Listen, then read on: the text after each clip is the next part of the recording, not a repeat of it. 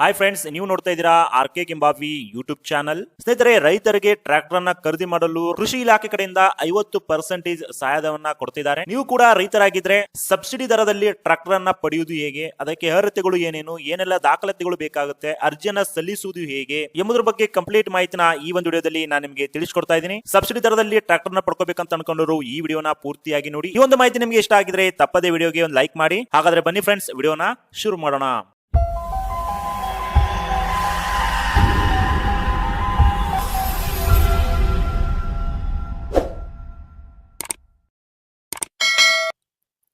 ಹೌದು ಫ್ರೆಂಡ್ಸ್, ಕೃಷಿ ಇಲಾಖೆ ಕಡೆಯಿಂದ ರೈತರಿಗೆ ಸುಮಾರು ಯೋಜನೆಗಳು ಮಾಡಿ, ಅದರಲ್ಲಿ ಕೃಷಿ ಯಾಂತ್ರೀಕರಣ ಅಂತ ಒಂದು ಯೋಜನೆ ಇದೆ. ಆ ಯೋಜನೆ ಮೂಲಕ ರೈತರು ಸಬ್ಸಿಡಿ ದರದಲ್ಲಿ ಟ್ರ್ಯಾಕ್ಟರ್ ನ ಪಡಿಬಹುದಾಗಿದೆ. ಈ ಒಂದು ಯೋಜನೆ ಮೂಲಕ ರೈತರಿಗೆ 50% ಒಂದು ಸಹಾಯಧನ ಸಿಗುತ್ತೆ ಅಂತ ಹೇಳ್ಬಹುದು. ಹಾಗಾದ್ರೆ ಈ ಒಂದು ಯೋಜನೆಗೆ ಅರ್ಜಿ ಸಲ್ಲಿಸಲಿಕ್ಕೆ ಏನೆಲ್ಲ ಅರ್ಹತೆಗಳು ಇದಾವೆ ಅಂತ ನೋಡೋದಾದ್ರೆ, ಸ್ನೇಹಿತರೆ, ಅರ್ಜಿ ಸಲ್ಲಿಸುವ ಒಂದು ಹೆಸರಲ್ಲಿ ಜಮೀನನ್ನು ಇರಬೇಕಾಗುತ್ತೆ, ಅವರ ಹೆಸರಲ್ಲಿ ಪಾಣಿಯನ್ನು ಇರಬೇಕಾಗುತ್ತೆ. ಹಾಗೆ ಅರ್ಜಿ ಸಲ್ಲಿಸುವವರ ಕುಟುಂಬದ ವಾರ್ಷಿಕ ಆದಾಯ 7 ಲಕ್ಷಕ್ಕಿಂತ ಕಡಿಮೆ ಇರಬೇಕು. ಪೂರ್ಣ ಇಂಪಾರ್ಟೆಂಟ್ ಏನಪ್ಪಾ ಅಂತಂದ್ರೆ, ಈ ಹಿಂದೆ ಅವರು ಯಾವುದೇ ಒಂದು ಕೃಷಿ ಯಂತ್ರೋಪಕರಣದಲ್ಲಿ ಸಬ್ಸಿಡಿಯನ್ನ ಪಡೆದಿರಬಾರದು. ಹಾಗೆ ಈ ಒಂದು ಟ್ರ್ಯಾಕ್ಟರ್ ಯೋಜನೆ ಒಂದು ಕುಟುಂಬಕ್ಕೆ ಒಬ್ಬರಿಗೆ ಮಾತ್ರ ಅವಕಾಶ ಇರುತ್ತೆ. ಹಾಗೆ ಅರ್ಜಿ ಸಲ್ಲಿಸಲು ಬೇಕಾಗುವಂತಹ ದಾಖಲಾತಿಗಳು ಏನೇನಂತ ನೋಡುವುದಾದ್ರೆ, ಸ್ನೇಹಿತರೆ, ಮೊದಲಿಗೆ ರೈತರ ಆಧಾರ್ ಕಾರ್ಡ್ ಬೇಕಾಗುತ್ತೆ. ಹಾಗೆ ರೈತರ ಹೆಸರಲ್ಲಿ FID ಆಗಿರಬೇಕಾಗುತ್ತೆ, ಇದು ಕಂಪಲ್ಸರಿ. ಹಾಗೂ ರೈತರ ಜಮೀನಿನ ಪಹಣಿ ಬೇಕು, ಬ್ಯಾಂಕ್ ಪಾಸ್ಬುಕ್ ಜೆರಾಕ್ಸ್ ಬೇಕಾಗುತ್ತೆ, ಹಾಗೆ ಪಾಸ್ಪೋರ್ಟ್ ಸೈಜ್ ಫೋಟೋ ಬೇಕಾಗುತ್ತೆ, ಹಾಗೆ ಮೊಬೈಲ್ ಸಂಖ್ಯೆ ಬೇಕು.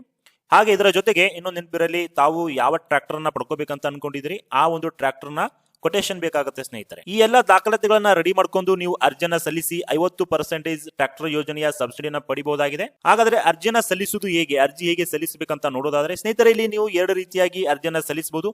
ಒಂದು ಆನ್ಲೈನ್ ಪೋರ್ಟಲ್ ಮೂಲಕ ಅರ್ಜಿಯನ್ನ ಸಲ್ಲಿಸಬಹುದು, ಇನ್ನೊಂದು ಆಫ್ಲೈನ್ ಮೂಲಕ ಅರ್ಜಿಯನ್ನ ಸಲ್ಲಿಸಬಹುದು. ಆಫ್ಲೈನ್ ಅಂದ್ರೆ ನೀವು RSK ಅಥವಾ ರೈತ ಸಂಪರ್ಕ ಕೇಂದ್ರಕ್ಕೆ ಭೇಟಿ ನೀಡಿ ಅಲ್ಲಿ ಹೇಳಿರುವಂತಹ ದಾಖಲಾತಿಗಳನ್ನೆಲ್ಲ ನೀಡಿ ಅರ್ಜಿಯನ್ನ ಸಲ್ಲಿಸಿ ಅಕ್ನಾಲೆಜ್ಮೆಂಟ್ ಕಾಪಿಯನ್ನ ಪಡ್ಕೋಬಹುದು. ಅಥವಾ ಒಂದು ವೇಳೆ ನೀವು ಆನ್ಲೈನ್ ಅಲ್ಲಿ ಅರ್ಜಿಯನ್ನ ಸಲ್ಲಿಸಬೇಕಂದ್ರೆ ಈ ಒಂದು ಕಿಸಾನ್ ಪೋರ್ಟಲ್ ಅಲ್ಲಿ ಬರಬೇಕಾಗುತ್ತೆ. ಇದು ಕರ್ನಾಟಕ ಸರ್ಕಾರದ ಕೃಷಿ ಇಲಾಖೆಯ ಒಂದು ವೆಬ್ಸೈಟ್ ಆಗಿದೆ.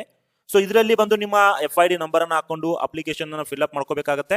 ನೀವೇನಾದ್ರೂ ನಿಮ್ಮ ಹತ್ರ ಆಲ್ರೆಡಿ FID ನಂಬರ್ ಇತ್ತು, ಯಾವ ರೀತಿಯಾಗಿ ತಾವೇ ಆನ್ಲೈನ್ ಅಲ್ಲಿ ಅರ್ಜಿಯನ್ನ ಸಲ್ಲಿಸುವುದಂತ ನೋಡೋದಾದ್ರೆ, ಸ್ನೇಹಿತರೆ, ಅದಕ್ಕೆ ನೀವು ಈ ಒಂದು ವೆಬ್ಸೈಟ್ ಗೆ ಬರಬೇಕಾಗುತ್ತೆ.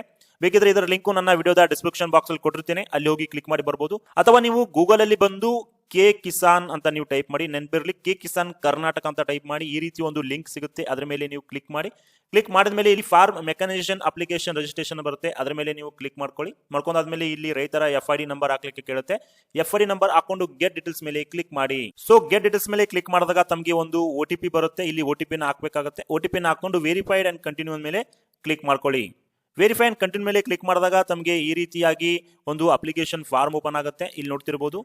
ಇದನ್ನ ನೆಕ್ಸ್ಟ್ ಮೇಲೆ ಕ್ಲಿಕ್ ಮಾಡ್ಕೊಳ್ಳಿ. ನೆಕ್ಸ್ಟ್ ಮೇಲೆ ಕ್ಲಿಕ್ ಮಾಡಿದಾಗ ಇಲ್ಲಿ ಫೈನಾನ್ಷಿಯಲ್ ಇಯರ್ ಸೆಲೆಕ್ಟ್ ಮಾಡ್ಕೊಳ್ಳಿ, 25-26 ಅಂತ. ನಂತರ ಇಲ್ಲಿ ಫಾರ್ಮರ್ ವಂತಿಕೆಯಲ್ಲಿ ಫಾರ್ಮರ್ ಶೇರ್ ಅನ್ನ ಸೆಲೆಕ್ಟ್ ಮಾಡ್ಕೊಳ್ಳಿ. ಹಾಗೆ ಪಕ್ಕದಲ್ಲಿ ನಿಮ್ಮ ಜಮೀನಿನ ಡೀಟೇಲ್ಸ್ ಎಲ್ಲ ಬರುತ್ತೆ. ಇದು ಕರೆಕ್ಟ್ ಅದನ್ನೆಲ್ಲ ನೋಡ್ಕೊಂಡು ಇಲ್ಲಿ ಟಿಕ್ ಮಾರ್ಕ್ ಅಂತ ಒಂದು ಆಪ್ಷನ್ ಇದೆ, ಇದು ಸೆಲೆಕ್ಟ್ ಮೇಲೆ ಕ್ಲಿಕ್ ಮಾಡ್ಕೊಳ್ಳಿ. ನಂತರ ಇಲ್ಲಿ ಮಷಿನರಿ ಕ್ಯಾಟಗರಿ ಅಂತ ಬರುತ್ತೆ, ಅದೆಲ್ಲ ನೀವು ಸೆಲೆಕ್ಟ್ ಮಾಡ್ಕೊಳ್ಳಿ. ಸೆಲೆಕ್ಟ್ ಮಾಡ್ಕೊಂಡಾದ್ಮೇಲೆ ಯಾವ ಡೀಲರ್ ಬರ್ತಾರೆ ನಿಮ್ಮ ಹತ್ತಿರ ಡೀಲರ್ ನ ಸೆಲೆಕ್ಟ್ ಮಾಡ್ಕೊಳ್ಳಿ. ಇಲ್ಲಿ ಕೆಲವೊಂದಿಷ್ಟು ದಾಖಲಾತಿಗಳನ್ನ ನೀವು ಸಬ್ಮಿಟ್ ಮಾಡಿದ್ರೆ ಅಂತ ಕೇಳುತ್ತೆ. ನೀವು ಯಾವೆಲ್ಲ ದಾಖಲೆ ಸಬ್ಮಿಟ್ ಮಾಡಿದ್ರ ಮೇಲೆ ಎಸ್ ಮಾಡಬೇಕು, ಇಲ್ಲಾಂದ್ರೆ ನೋ ಮಾಡಬೇಕು. ಅದಾದ್ಮೇಲೆ ಕೆಳಗಡೆ ಒಂದು ಸಬ್ಮಿಟ್ ಅಂತ ಒಂದು ಆಪ್ಷನ್ ಇದೆ, ಅದರ ಮೇಲೆ ಕ್ಲಿಕ್ ಮಾಡ್ಕೊಳ್ಳಿ.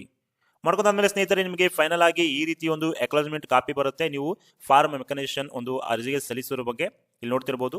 ಈ ರೀತಿ ತಮ್ಮ ಒಂದು FID ನಂಬರ್, ಹೆಸರು, ಯಾವ ಮಾಡಲ್, ಏನೆಲ್ಲ ಅಪ್ಲಿಕೇಶನ್ ಹಾಕಿದ್ರೆ ಅಂತ ನಿಮಗೆ ಈ ರೀತಿ ಒಂದು ಅಕ್ನಾಲೆಜ್ಮೆಂಟ್ ಕಾಪಿ ಬರುತ್ತೆ. ಸ್ನೇಹಿತರೆ, ಅರ್ಜಿನ ಸಲ್ಲಿಸಿ ಕೇವಲ ಹಾಗೆ ಬಿಡುವಂತಿಲ್ಲ. ತಾವು ಅರ್ಜಿನ ಸಲ್ಲಿಸಿದ ಮೇಲೆ ಅಕ್ನಾಲೆಜ್ಮೆಂಟ್ ಕಾಪಿ ಹಾಗೂ ನಾನು ಹೇಳಿರುವಂತಹ ದಾಖಲಾತಿಗಳನ್ನ ನಿಮ್ಮ ಹತ್ತಿರದ ಕೃಷಿ ಇಲಾಖೆಯ ರೈತ ಸಂಪರ್ಕ ಕೇಂದ್ರಕ್ಕೆ ಭೇಟಿ ನೀಡಲೇಬೇಕು. ಅರ್ಜಿನ ಸಬ್ಮಿಟ್ ಮಾಡಲೇಬೇಕಾಗುತ್ತೆ. ಅರ್ಜಿನ ಸಬ್ಮಿಟ್ ಮಾಡಿದ್ಮೇಲೆ ನಿಮ್ಮ ಒಂದು ಟ್ರ್ಯಾಕ್ಟರ್ ಯೋಜನೆ ಮೂಲಕ ಟ್ರ್ಯಾಕ್ಟರ್ ನ ಪಡಿಬಹುದಾಗಿರುತ್ತೆ. ಸ್ನೇಹಿತರೆ, ಸೊ ನೋಡಿದ್ರೆ ಸ್ನೇಹಿತರೆ, ಈ ಒಂದು ಮಾಹಿತಿ ತಮ್ಗೆ ಇಷ್ಟ ಆಗಿದ್ರೆ ತಪ್ಪದೇ ವಿಡಿಯೋಗೆ ಲೈಕ್ ಮಾಡಿ. ಹಾಗೆ ಇದೇ ರೀತಿಯ ಸಾರ್ವಜನಿಕರಿಗೆ ಉಪಯೋಗವಂತಹ ಮಾಹಿತಿಗಳು ನಮ್ಮ R K Kembhavi YouTube channel ನಾವು ನೀಡ್ತಾ ಇರ್ತೇವೆ. ತಾವಿನ್ನೂ ನಮ್ಮ ಚಾನಲ್ನ ಸಬ್ಸ್ಕ್ರೈಬ್ ಮಾಡ್ಕೊಂಡಿಲ್ಲ ಅಂದ್ರೆ ಇಲ್ಲಿ ಕೆಳಗಡೆ ಒಂದು ಸಬ್ಸ್ಕ್ರೈಬ್ ಅಂತ ಬಟನ್ ಇದೆ, ಅದರ ಮೇಲೆ ಕ್ಲಿಕ್ ಮಾಡಿ ನಮ್ಮ ಚಾನಲ್ನ ಸಬ್ಸ್ಕ್ರೈಬ್ ಮಾಡ್ಕೊಳ್ಳಿ. ಮತ್ತೆ ಮುಂದಿನ ವಿಡಿಯೋದಲ್ಲಿ ಸಿಗೋಣ. ವಿಡಿಯೋ ನೋಡೋದಕ್ಕಾಗಿ ತುಂಬಾ ಧನ್ಯವಾದಗಳು.